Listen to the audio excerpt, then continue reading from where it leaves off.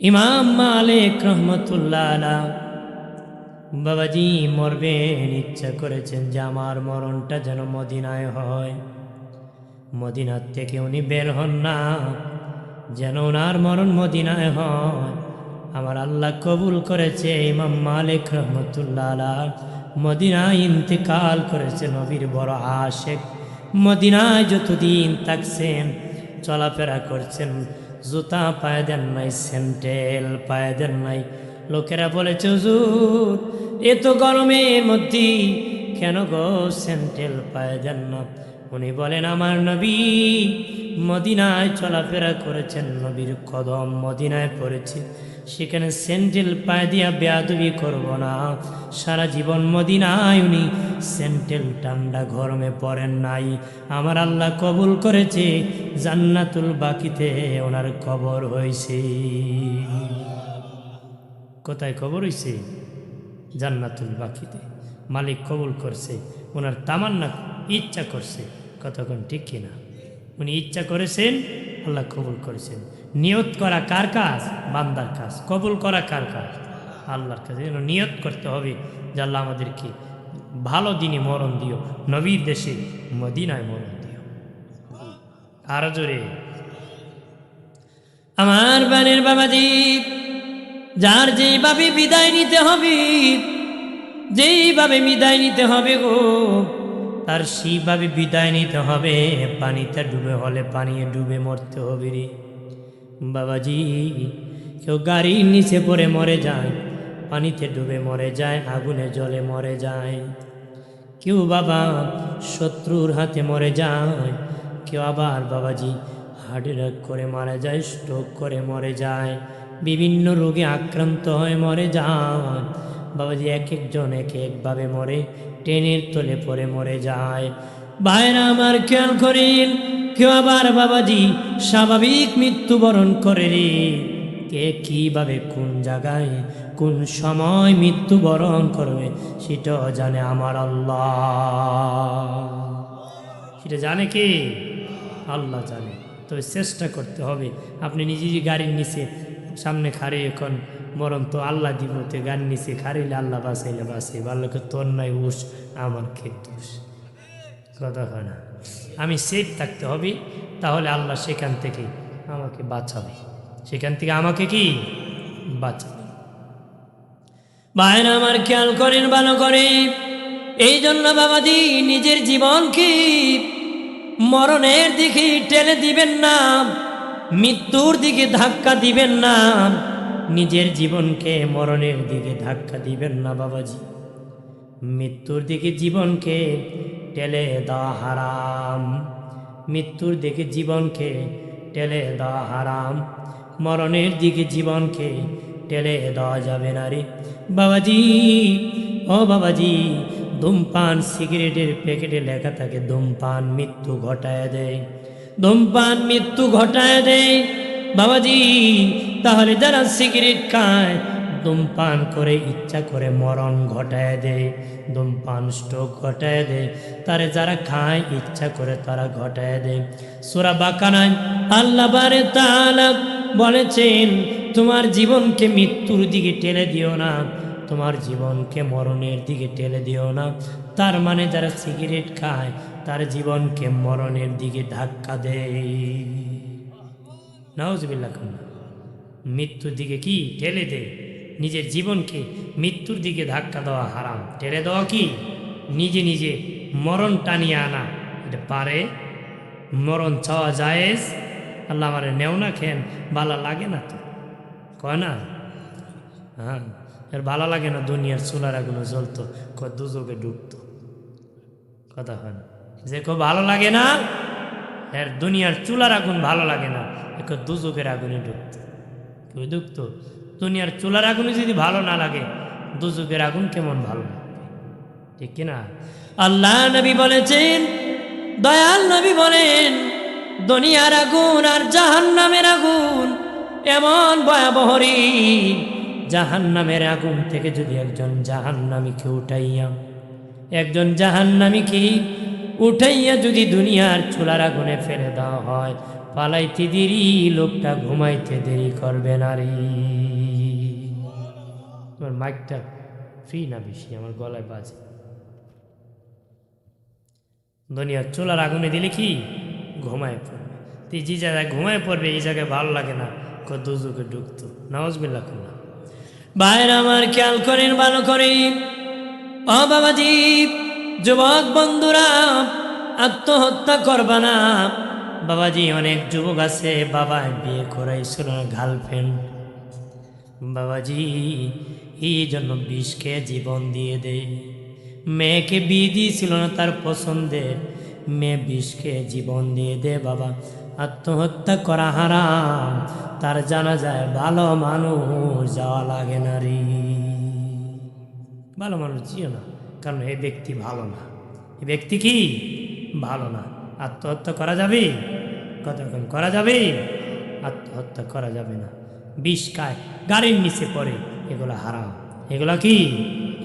যেইভাবে মরবি রে, যেইভাবে মরে যাবি সেইভাবে তার কবরের মধ্যে আযাব হবে বাবা।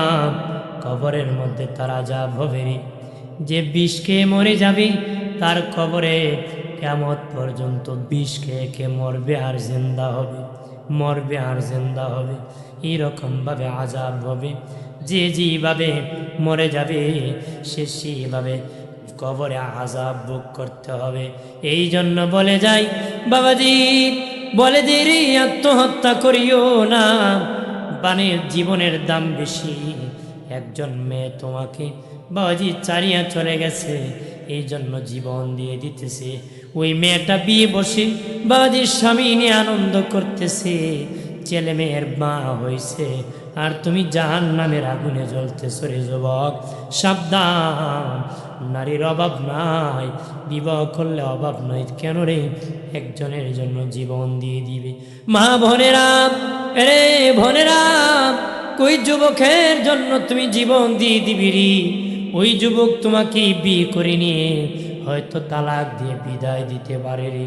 কার জন্য তুমি জীবন দিয়ে দিবা?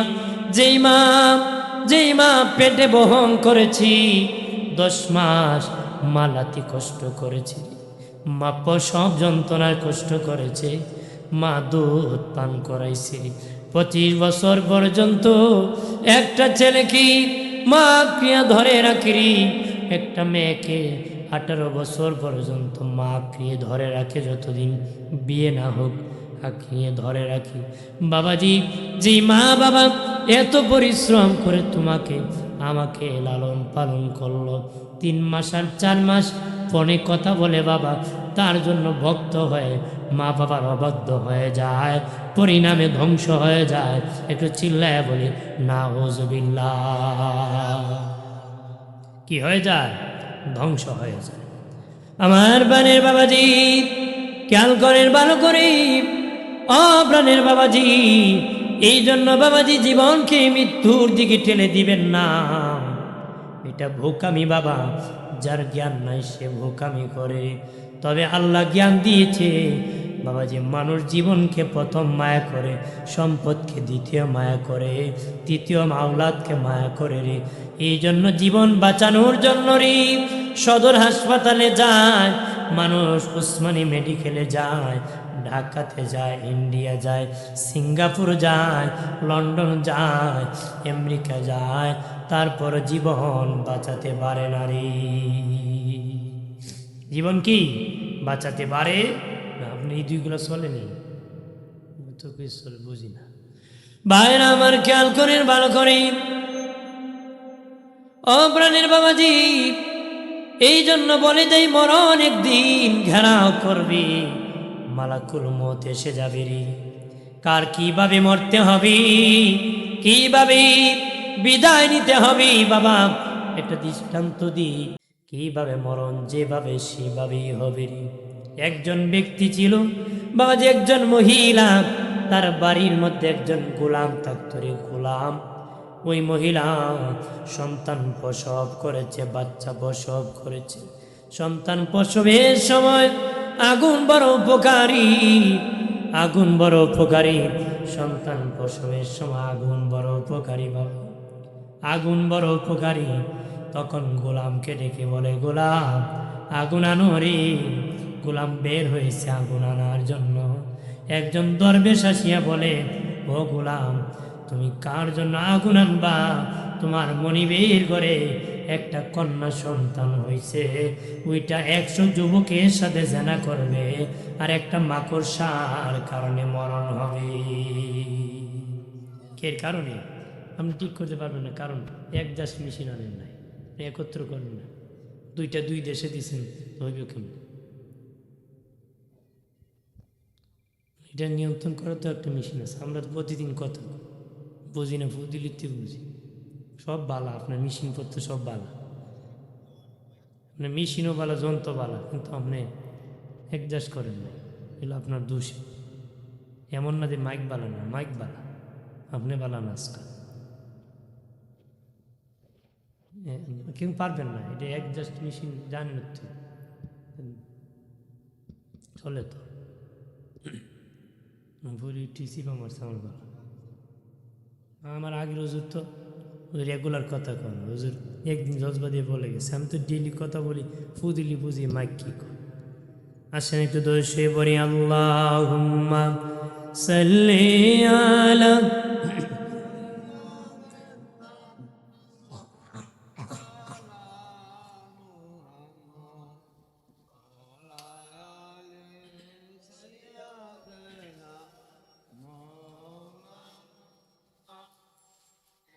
দেহের গড়কে কাবা করে মন যেন হয় মদিনা, সেই মদিনা নসিব হবে মুহাম্মদি ঠিকানা। আল্লাহুম্মা, জবান খুলে, মাওলানা মুহাম্মদ ওয়ালা।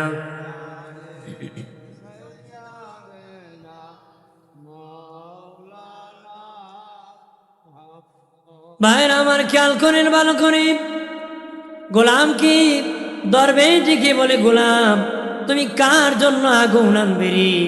তোমার মনিবের ঘরে কন্যা সন্তান হয়েছে, যে মেয়েটা 100 যুবকের চরিত্র নষ্ট করবে, মাকড়সার কারণে মেয়ের মরণ হবে। যুবক চিন্তা করল, এই মেয়ে যদি এত বড় জিনা করে, তারে বাঁচায় লাভ নাই। একটা চাকু হাতি নিয়ে পেটের মধ্যে বাচ্চাকে আঘাত করেছে, ভুঁড়ি বের হয়ে গেছে। বের হওয়ার পরে চিন্তা করলো, বাবাজি আমার মনিবের মেয়েকে হত্যা করেছি, এখন ভুঁড়ি বের হয়েছে। মনিব যদি বলে, আমার বাচ্চাকে কেন তুমি হত্যা করলারে? জবাব কেমনে দিব? কি জবাব দিব? আমাকে তো মনিব হত্যা করে ফেলবে। ভয়েতে বাগিয়া দেশ চারিয়া দেশান্তর হয়ে গেছে। বাবা আল্লাহ বাঁচালে কেউ মারতে পারে না। ওই মেয়ের মা ভুঁড়িগুলা ভিতর দিয়ে কাপড় দিয়ে প্যাকেটিং করে দিয়েছে, আমার আল্লাহ তারে ভালো করে দিছে। আল্লাহ যদি বাঁচায়, মারার ক্ষমতা কেউ আছে নাকি?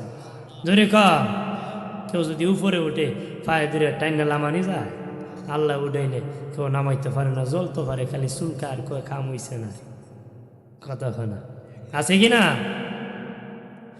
বাইরে আমার খেয়াল করেন ভালো করে, ও বাবাজি ওই দিকে ওই মেয়েও বড় হয়েছে, আর ওই ছেলে প্রবাসে যাইয়া ইনকাম করে অনেক ধনী হয়ে গেছে। বাবার কাছে প্রবাস থেকে টাকা পাঠায়, বাবাজি ধনী হয়ে গেছে, ঘর বানাইছে। বিদেশ থেকে বাবার কাছে চিঠি লিখেছে, বাবা ও বাবা আমি বিবাহ করব, বাড়ি ফিরবো, আমার জন্য একটা কন্যা দেখেন, সুন্দর নারী দেখেন, আমি বিবাহ করব। বাবা কন্যা দেখেছে, বলেছে বাবা চিঠির মধ্যে লিখেছে, আমি তোমার জন্য সুন্দর একটা বিবি দেখেছি তোমার জন্য, তুমি তাড়াতাড়ি বাড়ি ফিরো, ওই মেয়ের সাথে তোমার বিবাহ হবে।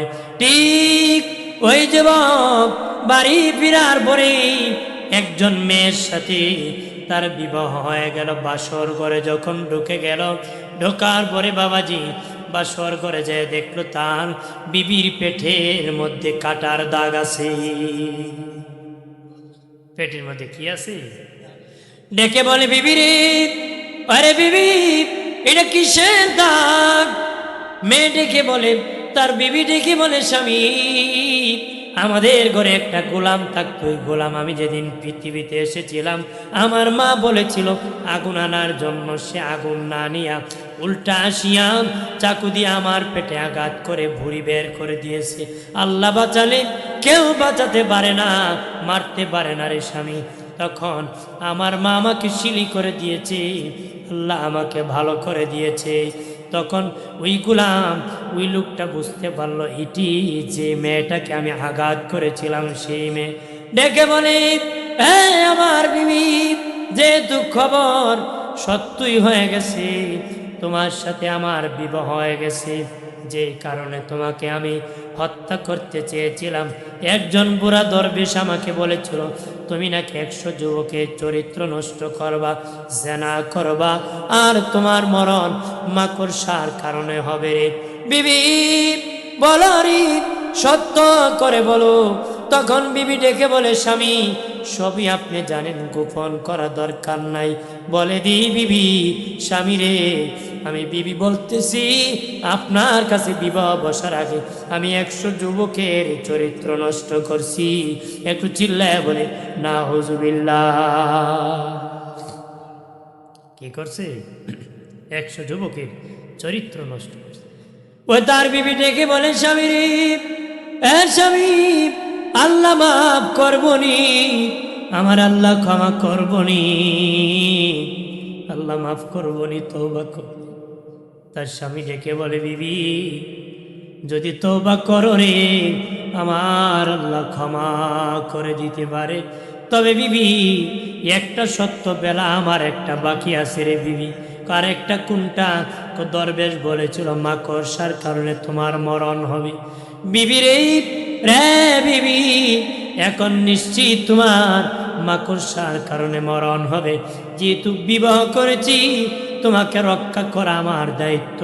এই জন্য স্বামী গ্লাস ফিটিং করে ঘর বানাইছে, রুম বানাইছে, যেন কোনো পোকামাকড় মশা মাছি প্রবেশ করতে না পারে রে।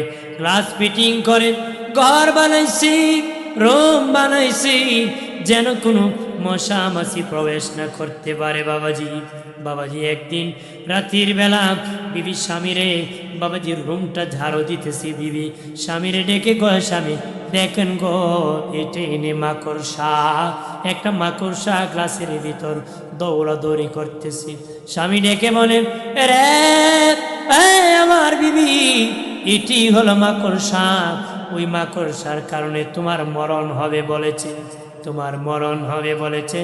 বিবি বলে, স্বামী জীবনে কত মাকড়সা মারলাম, আর ওইটার কারণে বুঝি আমার মরণ হবে। গুসার চুটি ওই বিবি তার হাতে ঝাড়ু দিয়া বাবা মাকড়সাকে মেরে ফেলেছে। মাকড়সা ফ্লোরে পড়ে গেছে। এরপরে স্বামী, ওইটার কারণে বুঝি আমার মরণ হবে। তুমি দেখেছো? দেখো, আমি আমার পা দিয়ে আবার তাকে আছাড় মারতেছি, আঘাত করতেছি, গায়ের থেকে পা থেকে স্যান্ডেল কলিয়া বাবাজি ওই মাকড়সার মধ্যে পা দিয়ে মুড়া মারছে বাবা, চাপা মারছে, মারতে দেরি ওই মাকড়সা থেকে তার পায়ে দিয়া ভিড় ঢুকিয়া মরতে দেরি নাই, ঢুকিয়া মরতে দেরি নাই। আপনি মনে ভিড় অফ করে হালকা খুদে রাখেন। কি করছে? যে মাকড়সার কারণে তার মরণ হয়ে গেছে। মাকড়সার কারণে কি মরণ? তার মানে যেভাবে মরণ, তাকে আটকানো যাবে না, আটকানো যাবে না রে, মরতেই হবে বাবাজি। মরণ আসবে একদিন, আমাকে আপনাকে পাকড়াও করবে, ঘেরাও করবে। আব্রাহা বাদশার মতো যদি লোহার সিন্ধুকে বসে থাকো, আব্রাহা বাদশা এসেছিল কাবা ঘর ধ্বংস করার জন্য রে বাবাজি। আব্রাহা বলে, সব মানুষ মক্কায় যায়, কাবায় যা, আমি একটা কাবা বানাবো আমার দেশে কাবা বানাবো। তার দেশে একটা কাবা বানাইছে, কোনো মানুষ যায় না। সে বলে, বাবাজি কুরাইশি একটা খানদানের লোক, কুরাইশি খানদানের এক লোককে আমি আব্রাহার কাবা দেখতে যাব। আব্রাহার কাবা দেখতে যাইয়া বাবা সেখানে মূর্তির সাথে টাচ লেগে হাড় ভেঙে গেছে। তখন আব্রাহা বলে, কুরাইশি খানদানের লোক আমার খোদার হাড় ভাঙছে, এটার প্রতিবাদ করার জন্য তাদের পূর্বপুরুষ ইব্রাহিমের কাবা ভাঙব। একটু চিল্লায় বলে নাউজুবিল্লাহ। আমাদের পূর্বপুরুষ ইব্রাহিমের কাবা ভাঙতে হয়েছে। আল্লাহ নবীর আগমনের 49 দিন আগে বাবাজি, 51 দিন আগে কাবা ঘর ভাঙ্গার জন্য আব্রাহা আসছে লস্কর বাহিনী নিয়ে। কাবার মুতাল্লি ছিলেন আল্লাহ নবী, দিনে নবী, আমাদের নূরের নবীর দাদা যান। নবীর দাদার কাছে বাবাজি আব্রাহা আসিয়া কয়, আব্দে মুত্তালিব, তোমার কুরাইশি খানদানের লোক আমার খোদার হাড় ভাঙছে, প্রতিবাদ করতে তোমার পূর্বপুরুষ ইব্রাহিমের কাবা ভাঙতে এসেছি। খাজা আব্দে মুত্তালিব বলে, আমাকে সময় দাও, আমি উট বেড়া দুম্বা নিয়ে চলে যাব রে। উনি কয় না কাবা ভাঙতে পারবা না, উনি কয় আমার উট বেড়াটা নিয়ে যেন যেতে পারি, আমার একটু সময় দাও। সুবহানাল্লাহ। আব্রাহা ডেকে বলে, রে আব্দে মুত্তালিব, তোমরা কুরাইশিরা তো এত দুর্বল না, তোমরা তো এত দুর্বল না কেন রে? এত তাড়াতাড়ি তুমি সারেন্ডার হয়ে গেলা, ভাঙ্গার জন্য বলে দিলা চলে যাবা।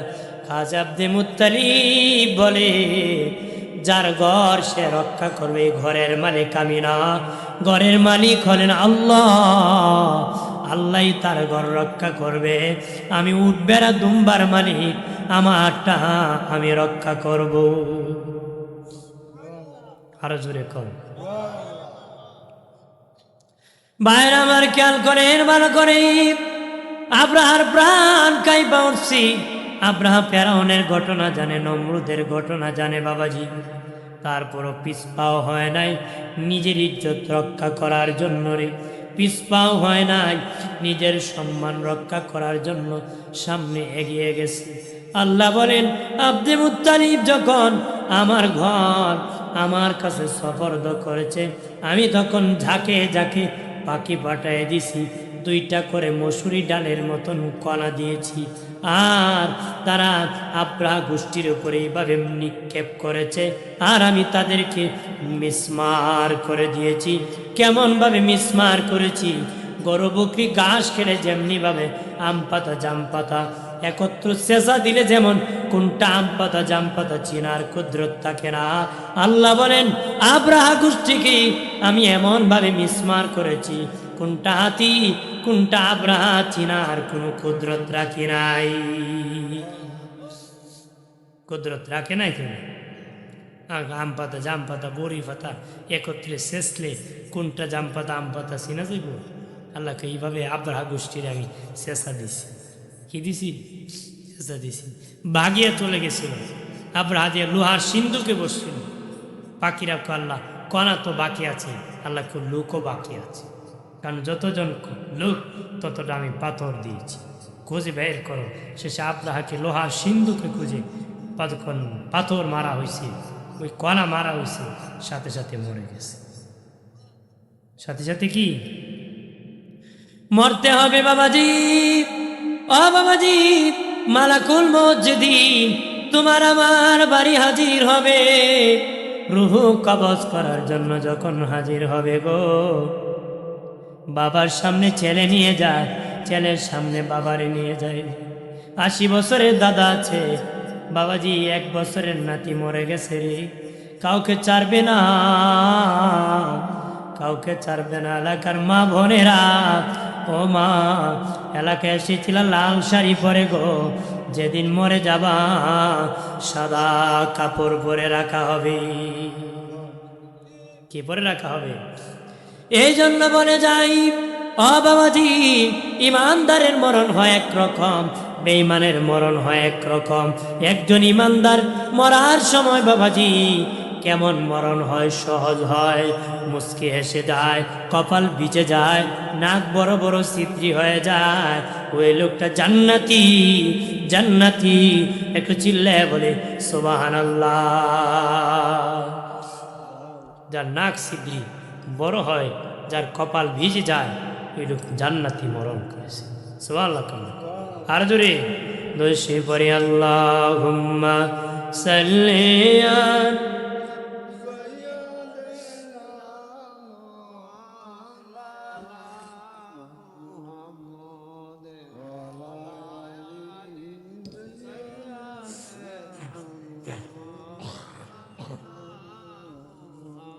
আর জোরে সরে বলি আল্লাহুম্মা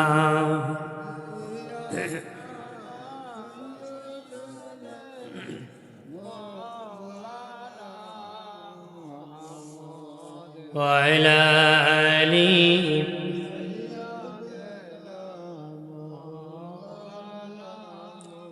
দিন বিকারি গরিব আমি, টাকা পয়সা নাই আমার, কেমনে যাব ওই মদিনায়, একবার নবী গো বলেন না আল্লাহ।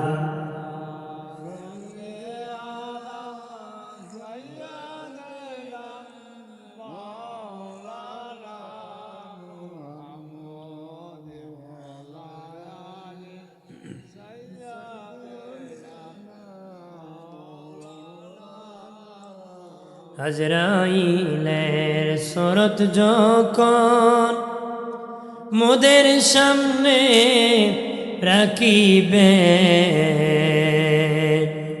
সেই নিদানে রাইখ গো আল্লাহ নবীর দিদার নসিবে আল্লাহুম্মা।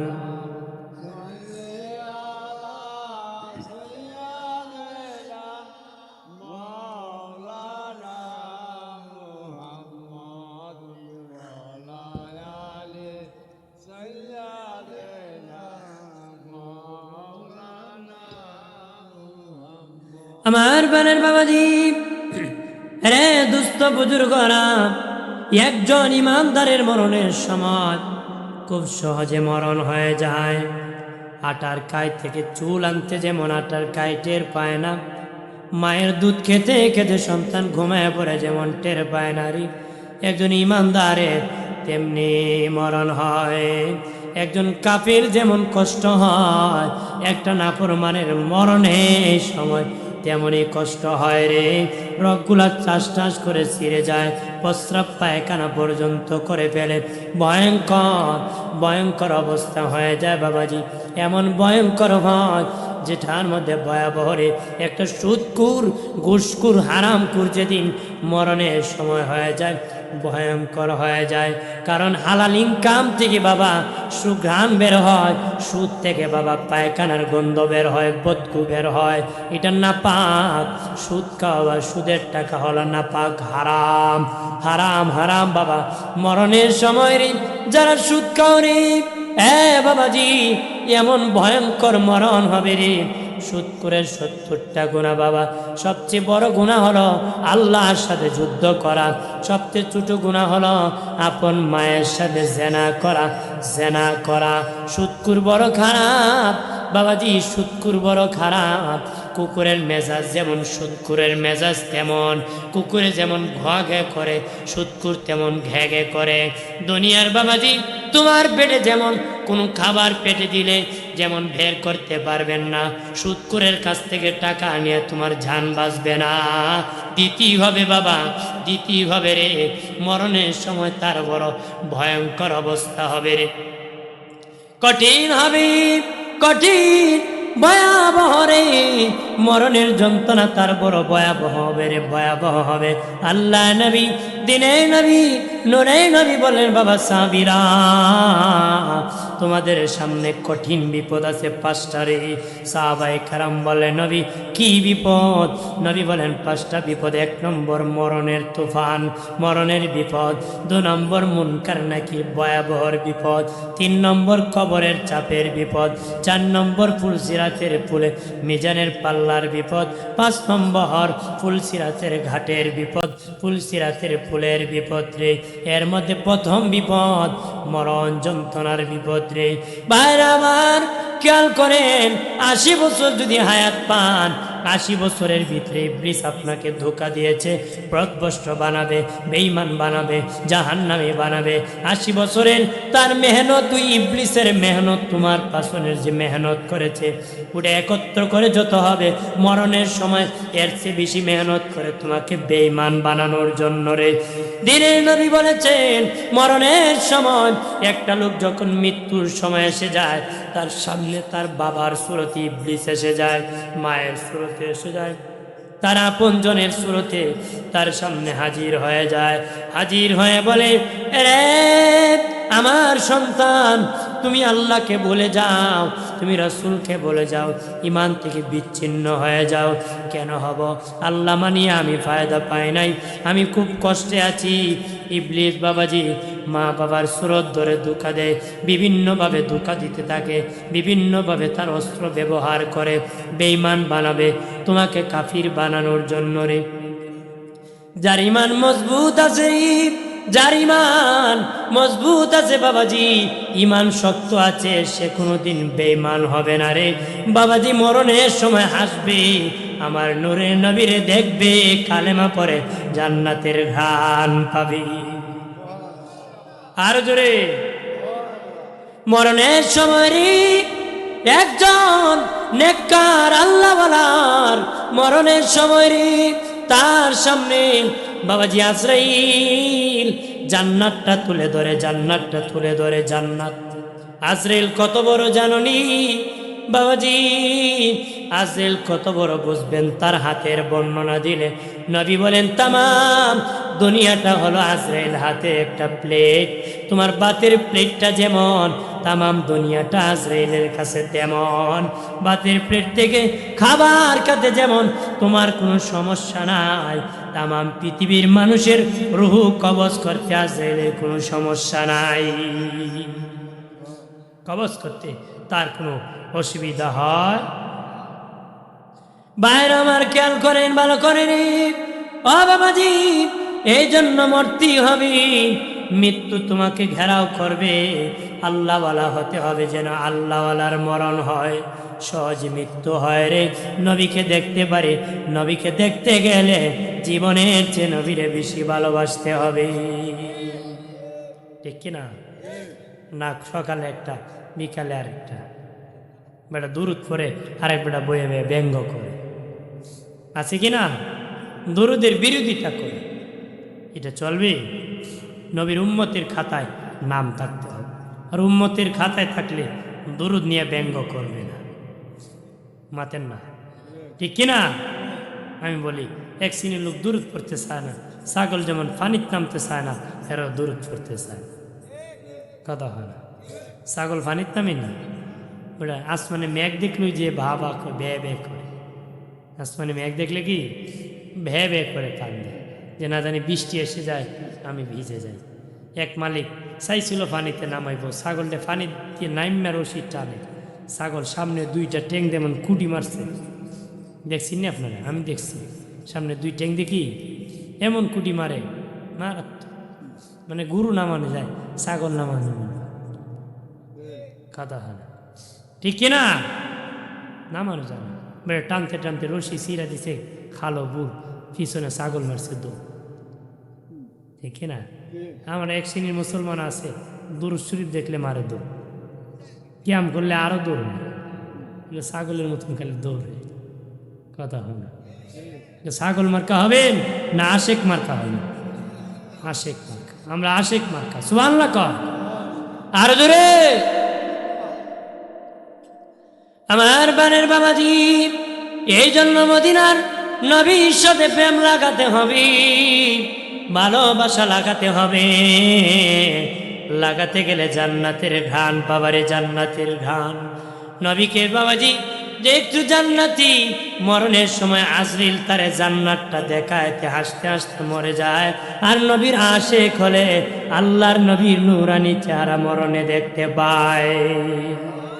আর জোরে এ প্রাণের বাবাজি খেয়াল করেন ভালো করিয়া, যারা শাহাদাতি জঙ্গে শহীদ ইন্তেকাল করে, জঙ্গে শহীদ তারা ইন্তেকালের পরে তার রুহটা একটা পাখির ভিতর আল্লাহ ঢুকায় দেয়, জান্নাতের ভিতর তার পাখিটা ছেড়ে দেয় আর বলে জান্নাতের ফলের বাগানে তুই ডালে বসবে, ওই ডালে যাবে, মধু খাবে, আপেল খাবে, মালদা খাবে, পেয়ারা খাবে, যেটা তোর ভালো লাগে সেটা তুই কিয়ামত পর্যন্ত খাইতে তা। আর জোরে চার দল ব্যক্তির কবরে মুনকার নাকি আসে না বাবা, চার দল ব্যক্তির কবরে মুনকার নাকি আসে না রে। একদল নবীগণ, আরেকদল সিদ্দিকগণ, একদল শহীদগণ, আরেকজন সালেহগণ। নবীগণের কবরে মুনকার নাকি যায় না। নবীগণ সারা জীবন আল্লাহর দাওয়াত দিয়েছেন, সত্যতার দাওয়াত দিয়েছেন রে। ওই নবীর কাছে কি প্রশ্ন করবে? নবীর কবরে যায় না বাবাজি। নবীগণ সিদ্দিকগণের কবরে যায় না। সাহাবায়ে কেরাম যারা সিদ্দিক হয়েছেন, সিদ্দিক তাদের কবরে যায় না। ওমর ইবনুল খাত্তাব রাদিয়াল্লাহু তাআলা আনহু ইন্তেকালের পরে কবরে রাখার পরে একজন সাহাবীর সাথে স্বপ্নে দেখা হয়েছিল। সাহাবী বলেছিল, ওমর তোমার কবরে কেমন হয়েছে? মুনকার নাকির উত্তর দিয়ে শুনি। হযরত ওমর ফারুক বলেন, আল্লাহ নবীর সাহাবী শুনে নাও, আমাকে কবরে রাখার পরে মুনকার নাকি আসছিল, ঠিক আমাকে কোনো প্রশ্ন করে নাই। পাশে আমার দিনের নবী মুনকার নাকি আমার ওমর রে কিছু জিজ্ঞাসা করবা না রে। আর জোরে কোন 3 নম্বর শহীদ, যারা শহীদ হয়েছে তাদের কবরে মুনকার নাকি যায় না রে। আল্লাহু আকবার বলেন না। যারা শহীদ তাদের কবরে মুনকার নাকি যাবে না রে। যারা শহীদ হয়েছে যদি আমার রব্বুকা, তোমার রবকে শহীদ ডেকে বলবে, রবের জন্য জীবন দিছি, আরো কি রবের পরিচয় বাকি আছে নাকি? আর কি বাকি আছে নাকি? রবের পরিচয়, যে রবের জন্য জীবন দিয়ে দিছি। সুবহানাল্লাহ কন্যা আর জোরে। ভাইরা আমার, শহীদগণের কবরে মুনকার নাকি যাবে না। এরপরে হলো সত্যবাদী বাবা, নবীগণ, সিদ্দিকগণ, শহীদগণ, সালেহগণ, হক্কানি উলামায়ে কেরামগণ, ওলি আল্লাহগণ, তাদের কবরেও মুনকার নাকি আসে না রে। তাদের কবরে কি মুনকার নাকি আসে?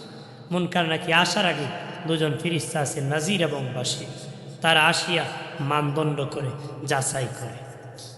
বহু লোক আছে বাবাজি, বাবাজি, তাদের কবরে ওই 2 ফেরেশতা আসার পরে রায় দিয়ে দিবে জান্নাতি। কবরে ঢুকে দেখবে নবীর সুন্নতি দাড়ি, কিতাবে এসেছে দাড়ির কারণেও কবরের আযাব মাফ হয়ে যেতে পারে। দাড়ির কারণও কি কবরের আযাব মাফ হয়ে যেতে পারে। নবীর সুন্নতের এত দাম। সুবহানাল্লাহ। আমার বানের বাবাজি খেয়াল করেন ভালোভাবে, বাবাজি ভালোভাবে খেয়াল করে রে। এই জন্য বলে যায় আমাদের আপনার সকলে মরণকে ভয় করতে হবে, কবরকে ভয় করতে হবে। প্রাণের বাবাজি, আজরাইল একদিন ঘেরাও করবে, একদিন পাকড়াও করবে রে।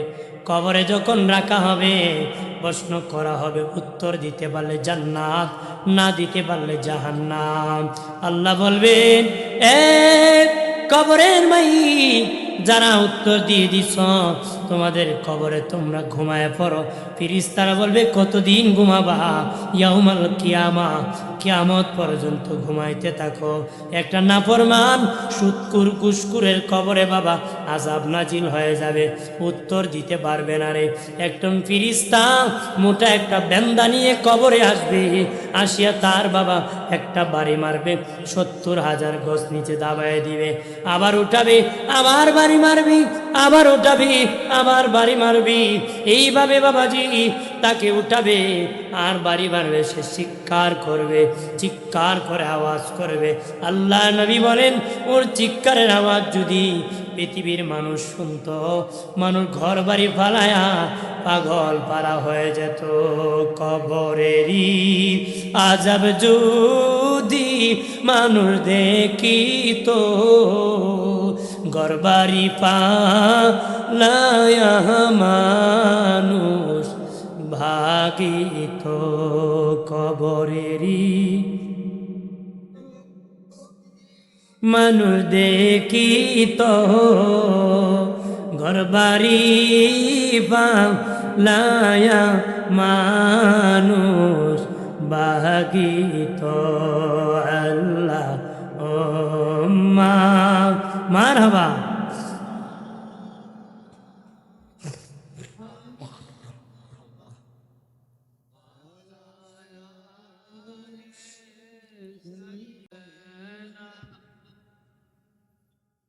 وعلى آله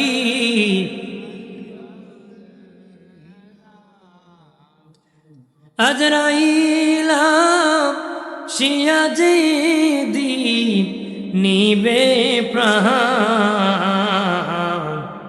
3.5 হাত জায়গা হবে বাসস্থান আল্লাহ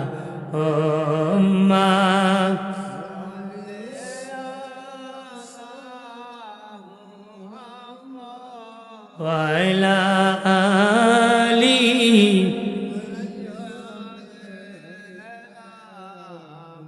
محمد وعلى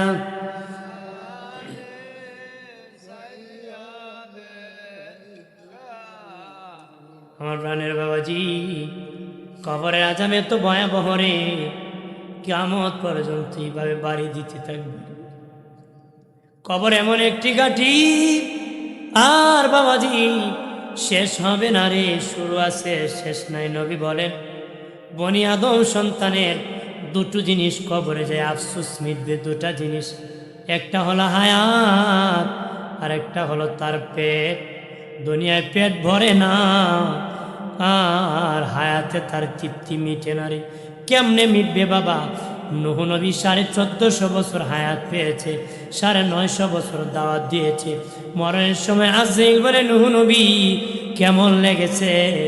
নূহ নবী আজরাইল আমার তো মনে হয়েছে সামনের দরজা দিয়ে ঢুকছি আর পিছনে বাহির হয়েছি। 1450 বছর পাওয়ার পরে যদি এমন হয়, আমি আপনি কেমন কথা হয়? দয়াল নবী বলেন বনি আদম সন্তানের নিবারণ হবে কবরের মধ্যে হায়াত। এত সময় পাবে, ফুরাবে না। কত সময় পাবেন জানেননি?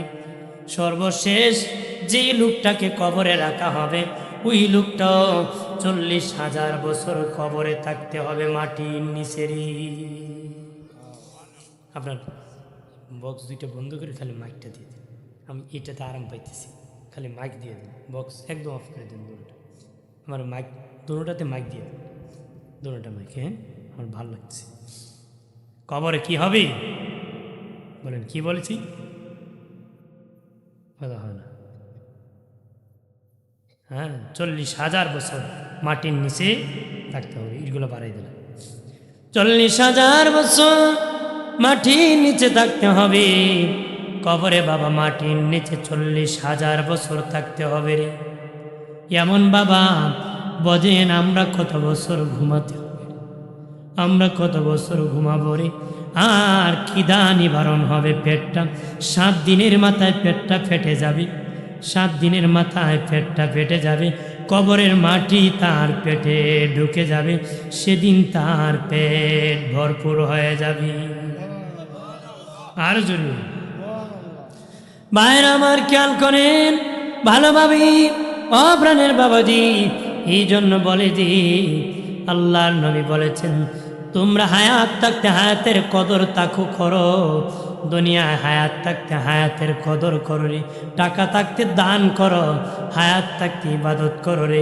হায়াত চলে গেলে আর ইবাদত করতে পারবে না রে।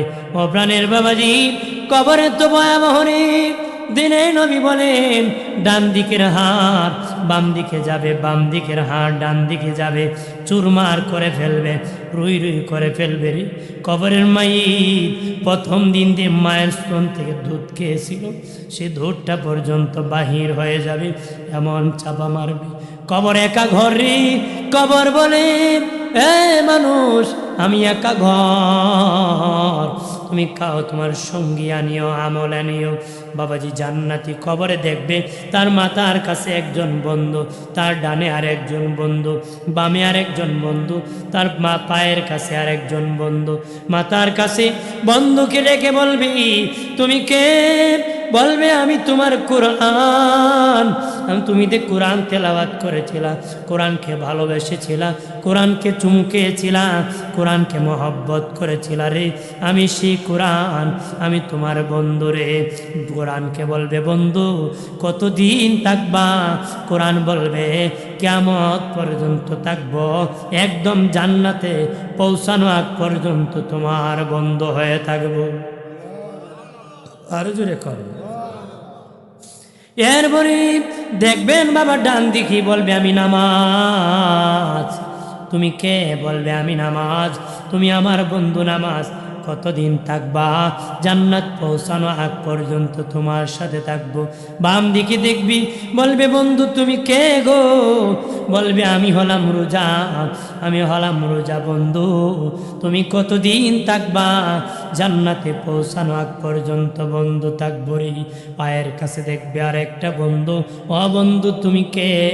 বলবে আমি তোমার দান সদকা, আমি তোমার যাকাত। তুমি মাহফিলে দান করেছিলে, মসজিদে দান করেছিলে, তুমি বেহেশতের বাগানে দান করেছিলে রে, মাদ্রাসায় দান করেছিলে, এতিমকে দান করেছিলে, গরিবকে দান করেছিলে, আল্লাহর হুকুম ফরজ যাকাত দিয়েছিলে। আমি হলাম তোমার এই দান সৎকার বন্ধু। ও বন্ধু কতদিন তুমি আমার সাথে থাকবা? বন্ধু বলবে জান্নাতে পৌঁছানো আগ পর্যন্ত তোমার সাথে থাকবো। আর জোরে বাবাজি কবর, নবী বলেছেন উসমান ফিল জান্নাহ, উসমান গনি জান্নাতি। এর বরং উসমান গনি জিন্নুরান রাদিয়াল্লাহু তাআলা আনহু কবর পেলে, কবরের পাশে গেলে কানতে কানতে খেজুর গাছের রসের মতন টপ টপ করে পানি পড়তো, দাড়ি মুবারক ভিজে যেত বাবাজি, টপ টপ করে পানি পড়তো রে। সাহাবায়ে কেরাম বললেন ওগো উসমান গনি ভাই, জাহান্নামের বয়ান করলো নবী, এইভাবে কান্না করেন না, কবরের পাশে কেন এইভাবে কান্না করেন? উসমান গনি বলেন হে বন্ধুরা, কবর হলো প্রথম স্টেশন, কবর হলো প্রথম গাড়ি। কবরে যে নাজাত পাবি সব জায়গায় নাজাত পাবে, কবরে যারা ধরা পড়বে সব জায়গায় ধরা পড়ে যাবে। আমি উসমান গনির ভয় হয় কবরে নি ধরা পড়ে যায়, এই জন্য কবর দেখলে কানতে কানতে অস্থির হয়ে যায়। আমি দিলে পরে দিও না, এটা অফ করে দিও, কইলাম তুমি অফ করতে, দিলে পরে দিও না, আমার এমনি বালা, আপনি এটা আমার গলা ফুলি খাইলিছে। আমার বানের বাবাজি খেয়াল করেন ভালোভাবে বাবাজি, উসমান গনি জিন্নুরাইন রাদিয়াল্লাহু তাআলা আনহু বলেন কবর এমন একটি ঘর, ওই কবরে ধরা পড়লে সব জায়গায় ধরা পড়ে যাবে। কবরে ইমানের পরীক্ষা হবে, ইমানের পরীক্ষা হবে রে, এই জন্য কবর বড় ভয়াবহ হবে রে। ভাইরা আমার খেয়াল করেন ভালোভাবে, আল্লাহ নবীর সাহাবী আবু মুসা রাদিয়াল্লাহু তাআলা আনহুর ইন্তেকালের পরে কবরে রাখা হয়েছে। মন কার নাকি কবরে আসছে, ওনাকে প্রশ্ন করবে তোমার রবকে, তোমার রবকে। উনি মন কার নাকি কে বললেন ও মন কার নাকি তোমরা কত দূর থেকে এসেছ? উনি বলেন আবু মুসা রাদিয়াল্লাহু তাআলা আনহুকে মন কার নাকি বলে 500 মাইল দূর থেকে আমি এসেছি।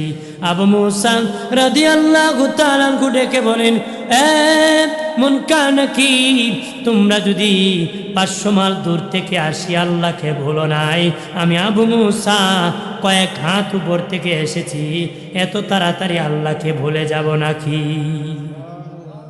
সুবহানাল্লাহ। এই হলো ইমান, এই হলো কি ইমান। মুনকার নাকির রে কয় তোমরা 500 মাইল দূর থেকে আল্লাহরে বলছো না, আমি ভুলে যাব নাকি? সুবহানাল্লাহ। আর জোরে আমার বানের বাবাজি খেয়াল করেন ভালোভাবে বাবাজি, এই জন্য কবরকে যত্ন করবেন, কবরকে ভালোবাসবেন, কবর সংরক্ষণ করবেন, কবরকে একবারে সমান করবেন না। একটু উঁচু রাখবেন রে। এটা কবরের সম্মান, মাইয়েতের সম্মান বাবাজি একদম মিশিয়ে দিবেন না। কবরের সিমটম রাখবেন, পরিচয় রাখবেন, সংরক্ষণ করবেন। কবরের মধ্যে গরু বাঁধবেন না, গোবর ফেলে দিবেন না রে। কবরের উপর হাঁটিয়ে যেতে দিবেন না, কবরকে সংরক্ষণ করবেন। কারণ ওইটা হলো তোমার আসল ঘর। ওই তোমার বাবা তোমার আগে কবরবাসী, তুমি একদিন পরে হইবা কবরবাসী, তোমার দাদা কবরবাসী। এইখানে যারা আছি মূলত 100 বছর পরে সবাই হয়ে যাব কবরবাসী, ঠিক কিনা বলে? এই জন্য বলে যায় কবর কি যত্ন করবা বাবা। মানুষের সম্মানার্থে কবর দেওয়া হয়। গরু মরলে মানুষ গোয়াল ঘরের সামনে বাবাজি সমানভাবে মাটির নিচে রেখে যায়। মানুষ পাড়ায় হোরায় বাবা, কোনো পরিচয় থাকে না রে। আর তুমি মরলেও যদি এমন হয় তাহলে মানুষ আর গরুর পার্থক্য রইল না রে। ওরে মমিন, শিকাল মরে গেলে খালে ফেলে দে, বিলে ফেলে দে বাবা, কিন্তু কবর দেওয়া হয় সম্মানার্থে, মানুষের সম্মানার্থে রে। মানুষের ইজ্জত আছে, সম্মান আছে, এই জন্য কবর দেওয়া হয়, এই জন্য কবর দেওয়া হয়। এই জন্য কবরকে সম্মান করবেন, সংরক্ষণ করবেন রে, অবহেলা করবা না। তুমি যদি তোমার বাবার কবর অবহেলা করো রে, তোমার সন্তানও তোমার কবরকে অবহেলা করবে রে। তুমি যদি তোমার বাবার কবর জিয়ারত না করো, তোমার সন্তানও তোমার তোমার সন্তানও তোমার কবর জিয়ারত করবে না রে। তুমি যেটা শিখাইবা তোমার সন্তান সেটা শিখবে রে। এই জন্য কবরকে জঙ্গল বানাবা না, কবরকে বাবা উপযোগী বানাবা, উপযোগী জায়গা বানাবা।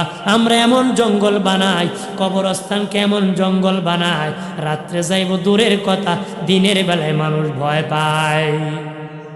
কথা কনা, দিনের বেলা মানুষ ভয় পায়, এমন জঙ্গল লাগাইছে বাবা। সন্তান হইয়া বাবার কবরের পাশে যাইতে ভয় করে, আতঙ্কিত হয়ে যায় রে। এই জন্য বলে যাই ও এলাকার বাবাজি, কবরকে সংরক্ষণ করবেন। মুসলমানের কবরের এত ঐতিহ্য বাবা, মুসলমানের কবর দেখে একজন হিন্দু মহিলা কালেমা পড়ে মুসলিম হয়ে গেছে। হিন্দু মহিলা বলে আমার বাবা মরে গেছে, লোকের আমার বাবাকে আগুনে জ্বালাই দিছে, আগুন লাগাই দিছে, জাতা দিয়া ধরছে, আমার বাবা কাপড় পরে উলঙ্গ হয়ে গেছে। মানুষ আমার বাবার লজ্জাস্থান দেখে ফেলেছে। তারপরে বলে আমার মা মরে গেছে, আমার মা যেদিন মরে গেছে সেদিন আমার মাকে যখন আগুন লাগাই দিছে, যেই মা ওই অঙ্গ গোপন অঙ্গ কেউ দেখে নাই, আমার মাকে যখন আগুন লাগাই দিছে মানুষ তার গোপন অঙ্গ দেখতে পাইছে রে। তখন আমি দেখলাম এটা কোনো ধর্ম হতে পারে না, আগুন জ্বালায় দেয় আর জাতা দিয়া ধরে। মুসলমান কত ইজ্জত, মরে যাওয়ার পরে উপর কাপড় টাঙ্গাইয়া গোসল করা, উপর কাপড় টাঙ্গাইয়া গোসল করায় বাবাজি, উপর কাপড় টাঙ্গাইয়া গোসল করায় রে। কত সম্মান, কাটে উঠাইয়া সাদা কাফন পরাইয়া আস্তে আস্তে কবরে নামাই দি। এরপরে বাঁশ দেয়, তারপরে চাটাই দেয়, মাটি চাপা দেয়। এর চেয়ে সুন্দর ব্যবস্থা হতে পারে না। এটি উত্তম ব্যবস্থা, সম্মানের ব্যবস্থা, ইজ্জতের ব্যবস্থা। মুসলমানের কবর দেখে হিন্দু মহিলা কালেমা পড়ে মুসলিম হয়ে গেছে। আমার প্রাণের বাবাজি, আমার দুঃখের বিষয় বাবাজি, আমার দুঃখ সবচেয়ে বড় হলো মুসলমানের কবরে এমন ভাবে রেখেছে বাবা, কবরের উপর মুসলমান গরু বাঁধে। বহু বন্ড আছে বাবা, কবরের পাশে জুয়া মারে, মারেনি জুয়া মারে, এখন নিরাপদ পুলিশ আইতো না, কি আইতো না, বয়ে বয়ে জুয়া মারে। যেই গ্রামে মারে এই গ্রামের মুরব্বীদের তাদের বিরুদ্ধে অ্যাকশন নেওয়া দরকার আছে। কথা হয় না, নাহলে বাবা আপনিও মরলে খবরটি দেখবেন আপনার খবর বয়ে জমা মারতেছে। কথা হয় না, আপনি চাননি আপনার খবরও জমা মারুন। এই জন্য এটার শক্ত ভূমিকা ঐক্যবদ্ধভাবে দিতে হবে। কতক্ষণ ঠিক কিনা? গাছারা দিলে হবে না, কার বাপ আর কার ছেলে দেখার বিষয় না। কথা কয় না, একটা হলো পাপ আর একটা কবরস্থানের পাশে ডাবল পাপ। কথা কর, জানিয়া রাখেন কয়েক জায়গার মধ্যে আমল ধ্বংস হয়ে যায়। 40 থেকে 70 বছরের কবুল হয়ে গেছে এমন আমল ধ্বংস হয়ে যায়। 1 নম্বর, মসজিদের ভিতর যদি দুনিয়াবি কোনো কথা বলেন, 40 থেকে 70 বছরের কবুল হয়েছে এমন আমল ধ্বংস হয়ে যায়। 2 নম্বর, মৃত ব্যক্তির লাশের পাশে বসে যদি দুনিয়াবি কথা বলেন, পায়সা কথা বলেন, লাশের আগে বা পিছে হাঁটিয়ে যাইতে যদি দুনিয়াবি কথা বলেন, পায়সা কথা বলেন, বাবাজি 40 থেকে 70 বছরের কবুল হয়েছে এমন নেকি ধ্বংস হয়ে যায়। 3 নম্বর, কবরস্থানের ভিতরে যাইয়া, গুরুস্থানের ভিতরে যাইয়া যদি বাবা দুনিয়াবি কথা বলেন, পায়সা কথা বলেন, 40 থেকে 70 বছরের কবুল হয়েছে এমন নেকি ধ্বংস হয়ে যায়। আমার দেশে দেখা যায় কবরস্থানে বাবা হাঁটুর উপর কাপড় আছে, সাসা বিড়ি ধুমা পারতাছে। কথা কন ঠিক কিনা? আর কত গপ গেছলাম ওই জায়গায়, গেছলাম সেই জায়গায়, আকামের গপ, পাপের গপ করিয়া আমল ধ্বংস করছো। নামাজ পড়ছে না 10 বছর, সব ধ্বংস করে দিছি। আর বাবাজি 5 নম্বর আরেকটা জায়গা হলো যেখানে কোরআন তেলাওয়াত করা হয়। একজন হাফিজুল কোরআন, কারিউল কোরআন, একজন কোরআন তেলাওয়াত করতেছে, তার কাছে যদি তার তেলাওয়াতে ডিস্টার্ব করেন, দুনিয়াবি আলোচনা করে যদি ডিস্টার্ব করেন, তোমার বাবা 40 থেকে 70 বছরে কবুল হয়েছে এমন নেকি ধ্বংস হয়ে যাবে। আরেকটা যা হলো উলামায়ে কেরাম যদি কোরআন হাদিসের আলোচনা করে এমন জায়গায় যদি ডিস্টার্ব করেন, দুনিয়াবি কথা বলেন, আর বাবা বলার অপরাধে কবুল হয়েছে এমন 40-70 বছরের নেকি ধ্বংস হয়ে যাবে। একটু চিল্লায় বলি নাউজুবিল্লাহ। আপনারা চান আমল ধ্বংস করতে? আরে কয়দিন নেকি করছি আমি আর আপনি মিয়া, সব যাইব, আমও যাইব, চলাও যাইব। কথা কয় না? এই জন্য নেকিকে আঁকড়িয়ে ধরতে হবে। বেটা কুছিল যে ঘর বানানো যত সোজা, ঘর ধরে রাখা আর কঠিন। যত ঘর বানানো যত কঠিন, ওই ঘর ধরে রাখা কি আরো কঠিন। দোকান দেওয়া যত কঠিন, এটা ধরে রাখা আরো বেশি কঠিন। কথা কোন ঠিক কিনা? এই জন্য ইবাদত করা যত কঠিন, এই ইবাদতের নেকি ধরে রাখা এর চেয়ে বড় কঠিন। কথা বলেন ঠিক কিনা? আমার বানের বাবাজি, বাবাজি, এই জন্য নেকি ধরতে হবে। নেকি যেন চলে না যায়, চলে বলে কলে কৌশলে যেন নেকি ভাগিয়া না যায়, আমার আমল থেকে যেন আউট না হয়ে যায় রে। ও বাবাজি, হাসরের মাটি হাজি সাহেবের হজের সব চলে যাবে, জাকাতের সব চলে যাবে, ফিতরার সব চলে যাবে। আল্লাহ নবী বলেছেন, বাবা সাহাবীরা রে, সবচেয়ে গরিব কারা জানোনি? তা সাহাবায়ে কেরাম বলে, নবী, যারা টাকা আছে পয়সা আছে তারা ধনী, যারা টাকা নাই তারা হলো গরিব। নবী কয়, দুনিয়া যার টাকা আছে সে হলো ধনী, যার টাকা নাই সে হলো গরিব। হাসরের মাঠে কে ধনী কে গরিব জানোনি? হাসরের মাঠে নবী বলেন সবচেয়ে বড় গরিব ওই লোকটা হবে যার আমল নামায় হজের সওয়াব আছে, জাকাতের সওয়াব আছে, ফিতরার সওয়াব আছে, যা বিভিন্ন দান সদকা আছে, নামাজের সওয়াব আছে, সত্য কথার সওয়াব আছে, কিন্তু মানুষের পাওনা আদায় করতো না, ঋণ দিত না, মানুষের পাওনা দিত না। ওই লোকটা হাসরের মাঠে সবচেয়ে বড় গরিব হবে। সবচেয়ে বড় কি হবে? গরিব। বুঝছেন নি আপনারা? কে গরিব হবো? যে নেকি নাই হে বেশি গরিব হাসরের মাঠে হইত। এখন নেকি না হলে তো হইব না, নেকি হলে জান্নাতে যাইবে, কিন্তু ক্ষতিগ্রস্ত হইতো না। এই কথার খোয়ার মানে হইল আরেকটা। মনে করুন এক বেটা সুদের উপরে টাকা নিয়া ধান করছে, 100 মন দান দিল, কিন্তু দান হয়েছে 90 মন। কয় মন? 90 মন। 90 মন দেওয়ার পরে আরও তো 10 মন বাকি, আর লোক আইব না 10 মন নেওয়ালে। এখন বেটা আর তো দান নাই, আর কি দা এক দান যখন নাই, দান যখন নাই কি করতাম? কয়ে ধরো এর গুরুটা লই যাবো। কথা কয় না? কিন্তু এর পাশের করে বেটা দানও করছে না, কেউ দিস না, তা না? আপনার কোন পাশের করে দান করছে না, হে বেশি ক্ষতিগ্রস্ত না? যে বেটা দান করছিল মানুষকে দেলাইছে, হে বেশি ক্ষতিগ্রস্ত। কথা হয় না? আমরা বুঝছি না আমার কথা? যে বেটা দান করছিল মানুষকে দেলাইছে, হে বেশি